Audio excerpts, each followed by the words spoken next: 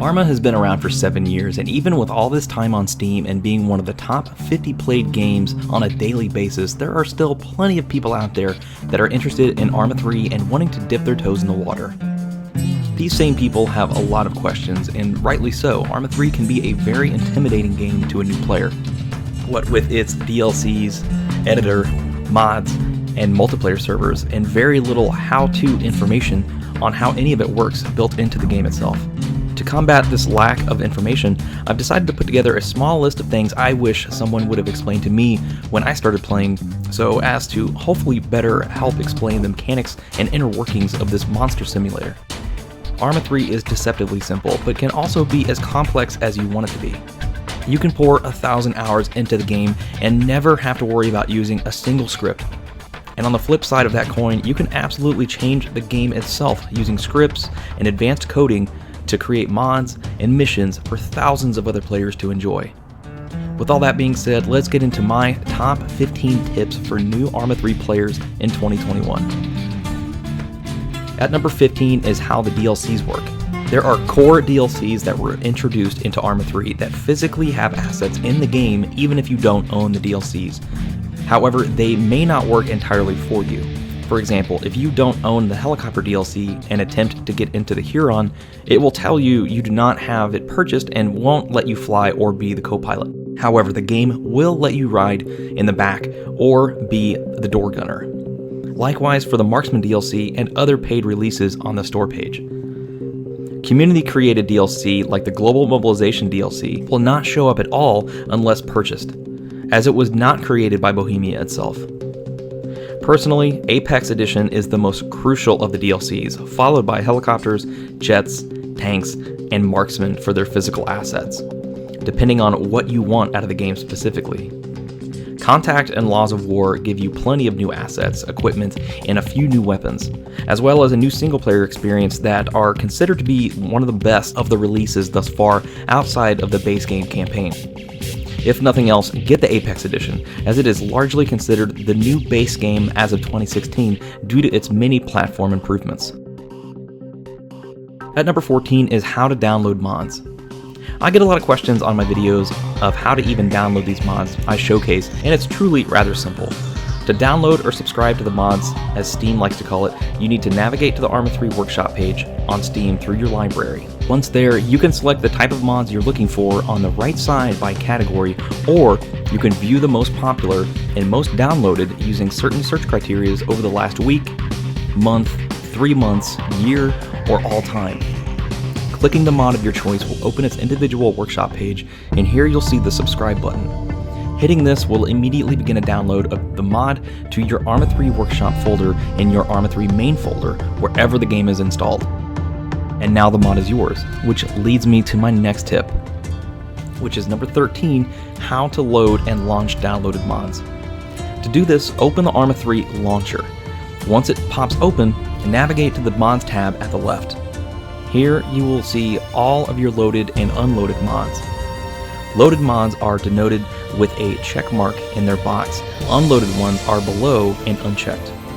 To load the mod, simply check the box and it will now appear in the loaded mods section above. Once you have the mods you wish to play with, hit play at the bottom left. Once you load into ArmA, the very bottom of the main screen will show the emblems for your loaded mods. You can also begin placing and using those mods in the editor. Or if they are client-side mechanics mods, they will work in the single player and the editor without any further action required. You can, however, adjust some of the mechanics options through the add-on options and controls. At number 12 is possibly one of the most time-consuming aspects of ArmA 3, the Eden editor. This is one of the most powerful tools around, and while it can be a little daunting at first, there are a massive amount of forum posts, Discord channels, and entire communities centered around this amazing editor. Trial and error are how I taught myself most of what I know. Everything else I always depended on the unending knowledge of this community and all of the helpful posts. I guarantee you, if you're trying to do something in the editor and can't figure out how, someone somewhere has a post about it. While in the editor, should you be satisfied with a mission you've been working on, you can post it directly to the Steam Workshop by hitting the Publish button at the top left, which will allow thousands of players to view and download your mission you've worked so hard on. At number 11 is one of the more confusing aspects of ArmA 3, and that's how mods work in multiplayer. A lot of people get the game expecting to be able to use whatever mods they want in multiplayer, and unfortunately, that's not the case. A vast majority, if not 100% of the servers at this point, require a specific mod set in order to join. Even a single mod mismatch can cause you to be unable to join the server. This is done to keep players from having an advantage over other players by having mods that they don't. Also, if you load into a server that allows any mod, if another player doesn't have the same mod loaded, weird things will start to happen. For example, if you have a weapon mod that others don't, you will appear to be holding nothing, and when you fire, no one will be able to hear it. On your screen, you'll be fine, but to others, you'll be holding nothing. Same for your armor and gear. On your screen, you'll look like an absolute badass, but to others, you'll be butt-ass naked and looking like a clown. This ruins a lot of people's immersion, and that's primarily why people play ArmA 3. So this is why most custom servers require specific mods to be loaded before you can join. As far as the official ArmA 3 servers go, these require 0 mods to be loaded. Like none at all, not a single mod. Even if it's a simple client-side graphics or sound enhancement mod, if you try to load into an official server with it, it will kick you out. The best way to play with others with the mods you want is to either host the map yourself or join a unit out there that runs a lot of the same mods you want to play with. At number 10 is how to use your loaded mods in the editor. Many people don't realize that once you download the mods, they will only be able to be used in the editor for the most part unless it's a mechanic changing mod like visuals or sounds. In order to find the physical assets you downloaded, open up the editor and hit F1, or navigate to the top right and click on the Units tab. Here you'll see a huge breakdown of categories. You may have to do a little digging if your mod doesn't have its own main category, and sometimes they'll be buried in a subcategory that came with the base game. For example, I've loaded the game with Firewall's F-16 mod.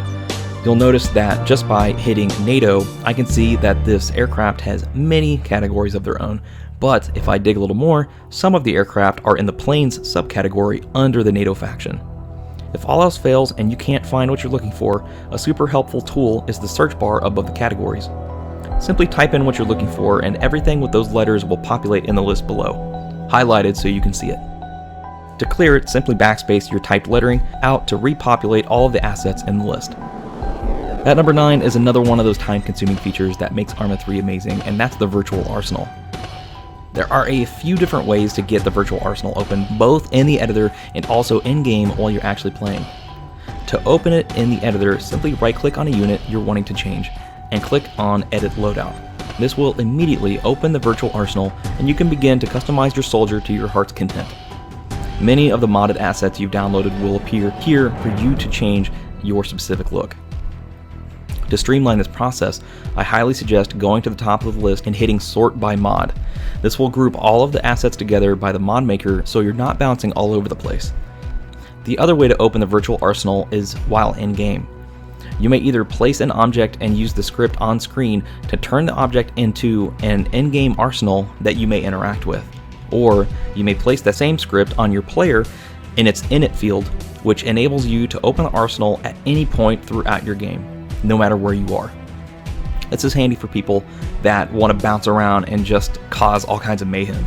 It's basically a built-in Game Shark, and I know I'm severely aging myself with mentioning Game Sharks, but who remembers those?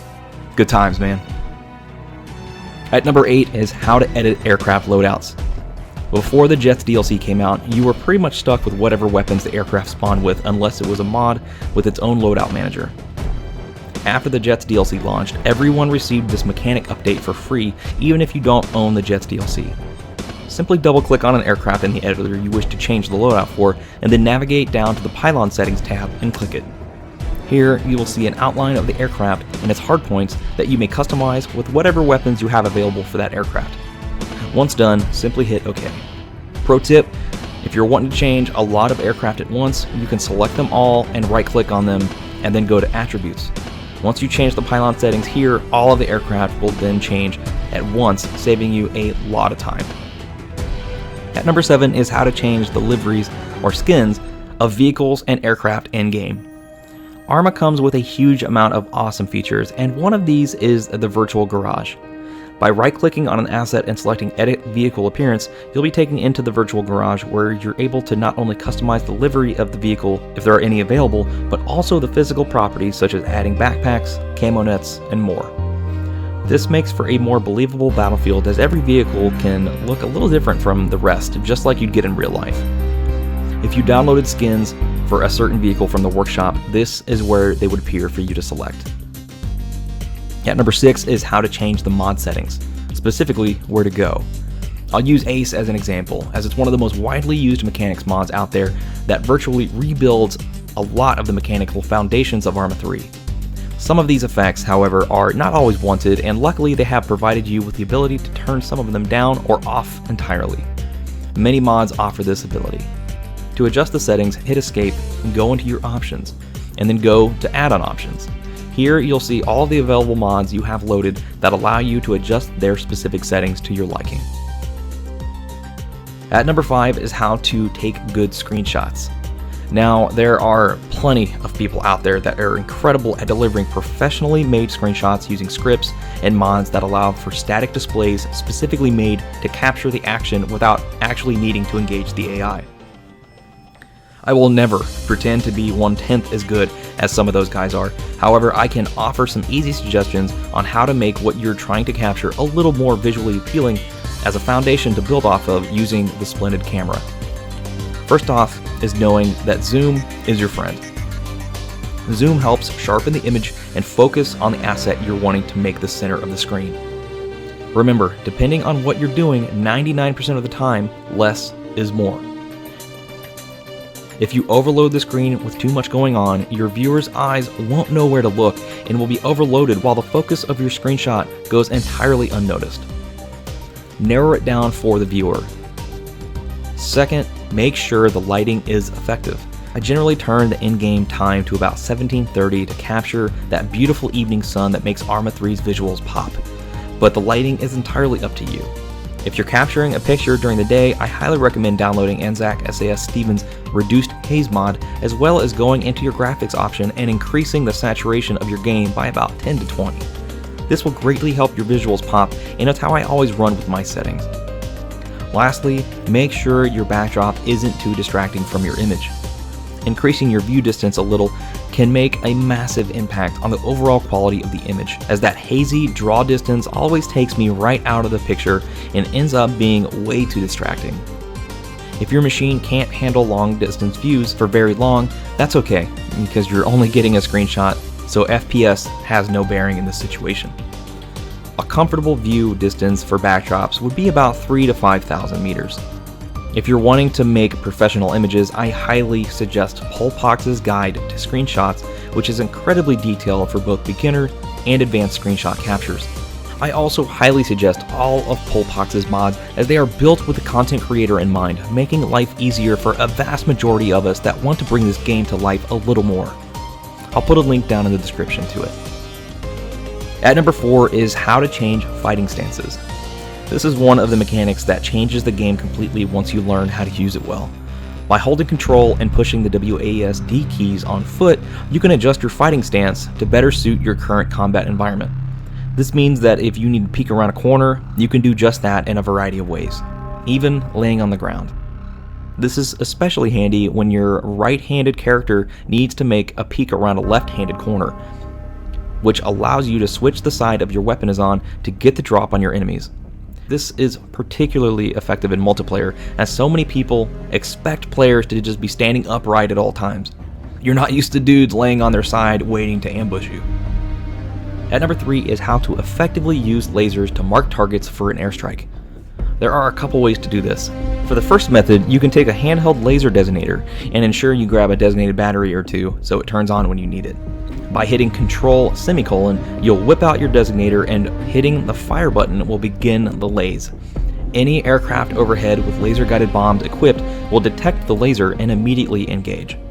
You need to ensure that when you click fire on the laser that you're pointing it at something you're ready to destroy, because the AI does not care what's nearby. If you're pointing it at your feet, get ready to be GBU'd. I highly suggest good laser discipline when using AI. Your other method is to self-laze while in your aircraft. By activating the target camera, which is left control right mouse button by default, you enter the targeting pod, which allows you to slew the camera around to find and select targets. Hitting the stabilized turret key, which is left control T by default, locks the target pod to the point target or area target you're currently looking at. Then, by turning on your onboard laser marker with the fire button, you'll see the red laser icon above the crosshair signifying that the laser is armed. Once it's armed, simply hit the locked target key and your laser target will then become selected. At this point, you're clear to drop your guided munitions. The drop angle is important. Always ensure you're flying towards the target and don't overfly before release. The bomb will self-guide itself and make as many corrections as it can, but it can only correct so much before it's outside of its self-guide envelope and hits off target. Mastering laser-guided munitions can be the difference between victory and defeat for many troops in contact. At number 2 is how to use mods in the campaign. Only mechanics changing mods like visual effects, ACE, and other behind-the-scenes working mods can be easily used without any effort on your part. However, since the campaign mission is all scripted and pre-designed, that means any weapons, tanks, helicopters, or aircraft downloaded from the workshop will not appear in the campaign without direct involvement from the player. To do this, you'll need a mod like Echo's Sandbox Everywhere that allows you to activate Zeus no matter where you are in the single-player campaign. Hitting Y, your Zeus overlay will open and you can then begin placing vehicles and units the same way you can in a custom scenario. If you're wanting to outfit your guy with the modded weapons, the best course of action would be to spawn a virtual arsenal. You may also edit the loadouts of other troops in the mission by placing the Add Remove Editable Objects module included with the Achilles mod. I highly suggest getting the Achilles or Zeus Enhanced mod if you plan on using Zeus in any capacity. And finally, at number 1 is by far one of the most searched, requested, and sought after things in ArmA 3. How do you get better frame rates? I won't go into crazy in-depth detail as that is a video I have planned for the future, but I can give you the Cliff Notes version here. First, install ArmA onto an SSD, not an HDD. Your load times and overall smoothness of gameplay will be noticeably faster. Second, your view distance and object distance need to make sense. If you're running around on the ground, don't have your view distance set to anything over 3,000 to 4,000. You will not be making any shots over that distance unless you're Craig Harrison. Thus, you don't need your game rendering anything that far. Likewise, bring your object view distance down to about 2,000 to 2,500. Think of your view distance as a large circle around you. Everything landscape related within that circle will be seen. Your object view distance acts the same way, except it's specifically for in-game objects like buildings, vehicles, and troops.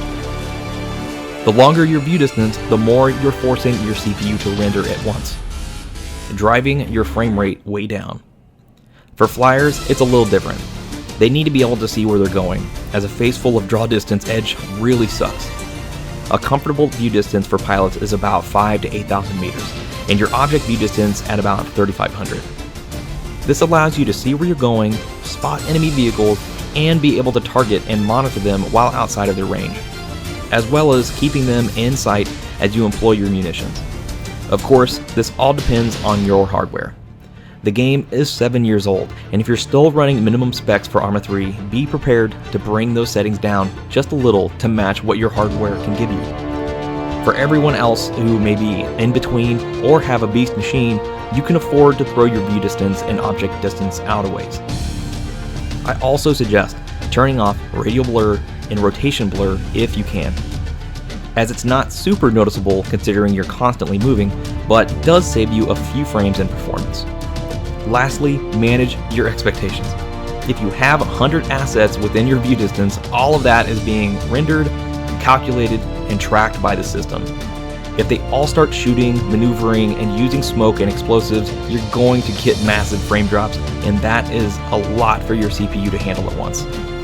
If you're a mission maker, dial back the amount of assets in-game to help save on performance. I've been on plenty of servers that have an airfield full of aircraft, helicopters, and vehicles, and only 1 or 2 are ever in use. Use only what you need if you want the best performance out of your server and your missions.